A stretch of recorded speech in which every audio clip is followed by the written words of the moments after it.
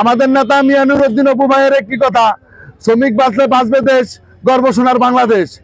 আজকে আমরা সকলের জায়গা থেকে আমরা সোচ্চার থাকবো, যাতে করে আগামীতে সেই ফ্যাসিস্ট খুনি হাসিনার কোনো দোসর বাংলাদেশে কোনো জায়গায় কোনো নৈরাজ্য সৃষ্টি করতে না পারে। আর বিশেষ করে আমাদের যে শ্রমিক ভাইরা আছে, আপনারা সকলেই সজাগ দৃষ্টি রাখবেন। কোনো জায়গায় কোনো নৈরাজ্য সৃষ্টি করলে সাথে সাথে আপনারা সেখানে দুর্গ প্রতিহত করে তুলবেন। আর পাশাপাশি প্রশাসনকে, যদি আপনারা যেই এরিয়ায় থাকেন সেখানে যদি প্রশাসন নাও থাকে, আপনারা ত্রিপল লাইনের মাধ্যমে ঠিক আছে প্রশাসনের শরণাপন্ন হবেন।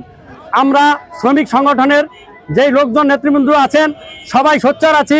এই ফেসিবাদকে এই দেশ থেকে পালিয়েও তারা ষড়যন্ত্র করতেছে, তারা যেন ষড়যন্ত্র না করতে পারে সেই জন্য বাংলাদেশ জাতীয়তাবাদী শ্রমিক দল সব সময় সোচ্চার আছে, থাকবে ইনশাআল্লাহ। আর আমরা যতদিন আছি, দেশপ্রেম থাকলে অবশ্যই শহীদ রাষ্ট্রপতি জিয়াউর রহমানের দেশপ্রেমিক ছিল। আমরা যারা রাজনীতি করি আমাদের দেশপ্রেম থাকতে হবে, নীতি আদর্শে থাকতে হবে ইনশাআল্লাহ। আমরা সবসময় শ্রমিক ভাইদের পাশে আছি, থাকবো ইনশাআল্লাহ।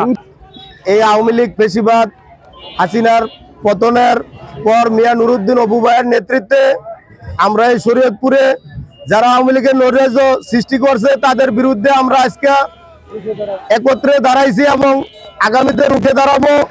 এবং মিয়া নুরুদ্দিন অপু ভাইয়ের ধানের শীষে সবাই ভোট দিবেন।